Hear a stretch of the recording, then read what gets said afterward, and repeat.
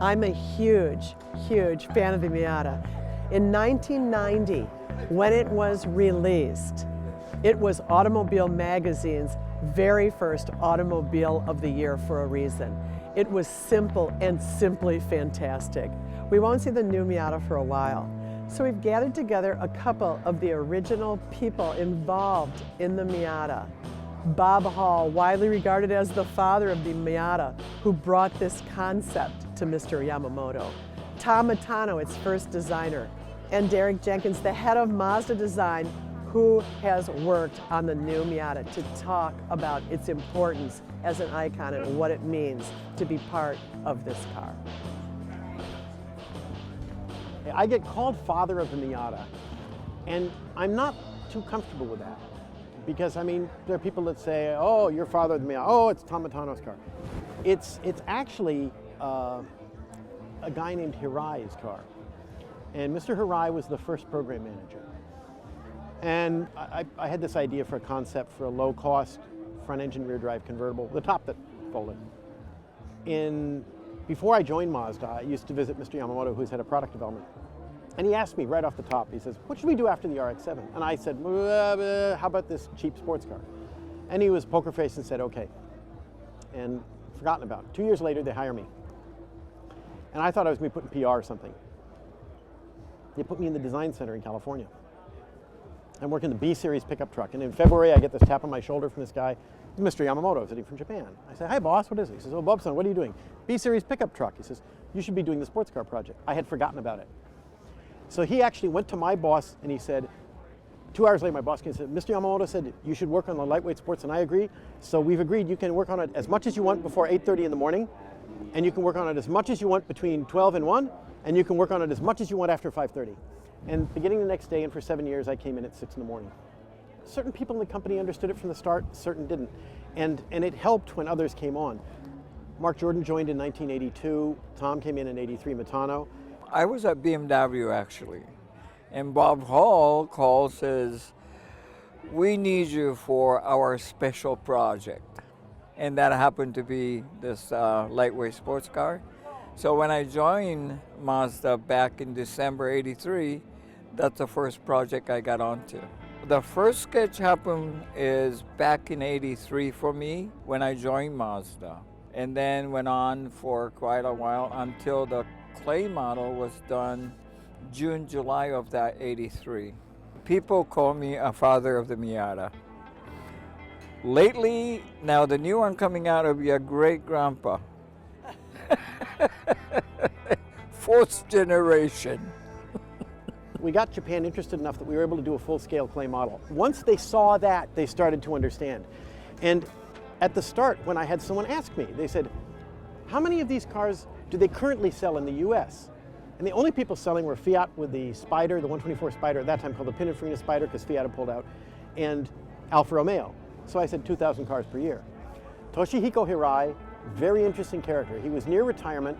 It was widely believed the MX-5 would be his last project, and internally the other program managers thought the project and the car would fail. Didn't. It was based on a car that was involving fun to drive, traditional sports car characteristics, top down, wind in the hair motoring, KISS car, keep it simple, and so that nobody who, if you saw the concept, if you saw the car, you understood the concept, and if you read the concept, you understood what the car would be. Just straightforward like that. There was no interpretation required. You understood it. You either got it or you didn't, and everybody got it.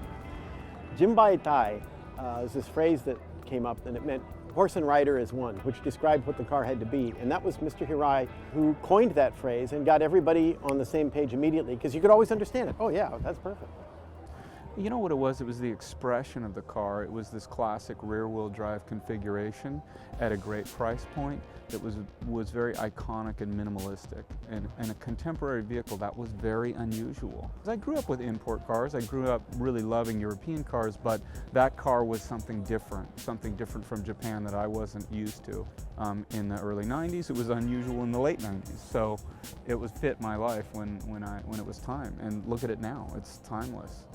Winemaking, the timeless design to do a car, you cannot just compare against the current competitions or anything. You have to look for what stood the test of time in car designs or other good designs to see the essence of it. And it came down to simplicity, right use of technology for the purpose of the object, and still up to date of the era that the product came in. You couldn't do a first generation, and let's say we're doing the first Miata today, it wouldn't be like the first Miata because it has stiffer crash standards it has to deal with, different expectations from the customer. But if you look at the first generation, second generation, third generation, and the next generation, they have this common DNA that comes through on the basics of the vehicle concept, okay? It's engaging to the driver. It makes you feel good to drive it, okay? It's about the experience. It's not the fastest car in the world, and it's not supposed to be, okay? It's not about 0 to 60 times, it's not about quarter mile, it's not about miles per gallon, it's about smiles per gallon. So when we did this exercise and we talked to people, both enthusiasts of the car and even non-enthusiasts, it would always get back to the core elements because everybody saw the value in those things, whether they chose to drive the car or not. And it was that minimalism, fun to drive, very pure, rear-wheel drive, simple shape that ultimately is so hard to reproduce, you know, and we want to stay true to that. I knew it was going to be successful. I was surprised at the intensity of the success. It was more successful than I was imagining it would be. The big surprise for me was Japan. We assumed we might do about 30 to 40,000 in the States per year. In Japan, they were expecting 500 cars per month, 6,000 per year. They ended up running between 2,000 and 3,000 a month in a market that didn't take sports cars. So that was the one that shocked all of us. Me, the Japanese weren't even ready for it. And it was such a problem that they had difficulty making enough wheels for the car. Okay? So the intensity of it surprised me. I mean, you know, the car's obviously been a massive success throughout its life, and it's unquestionable that it's an icon. So there's a huge legacy that you have to address. And I think from my standpoint, there's not a doubt in my mind that myself and the team that's working on it both in the US and abroad fully understand what that means. They understand the DNA and the core workings of what makes that car so successful and ultimately what makes it so appealing. I always said the best measure is when you take a car home for the first night, before you go to bed, if you make people say goodnight, peek into the garage and say goodnight, that's a communication we wanted to have with the design. The whole thing in the car is that you drive it and you feel better, okay? And if you drive an NA or an NB, NC, so first, second, third generation, they've all been like that.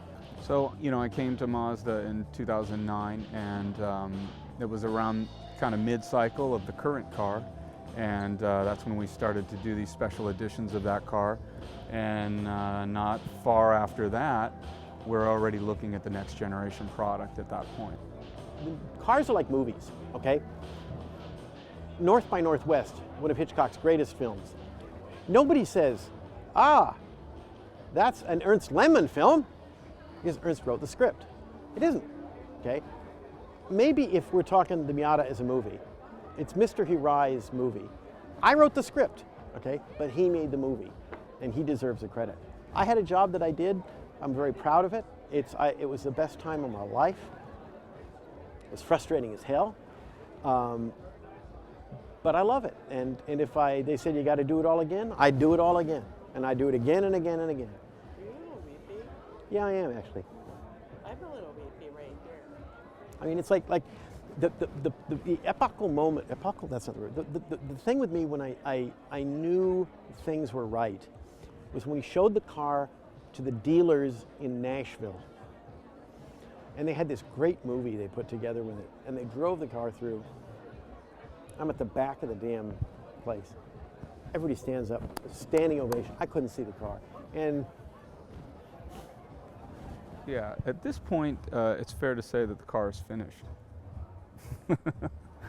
So, yeah. No, of course, you know, the cycles take a long time and the car is at a point where it's matured and we have the solution. So I think we're feeling very, very excited about it, obviously. And I wish there was more I could show and tell, but of course at this stage in the game, you're still gonna have to wait, Gene.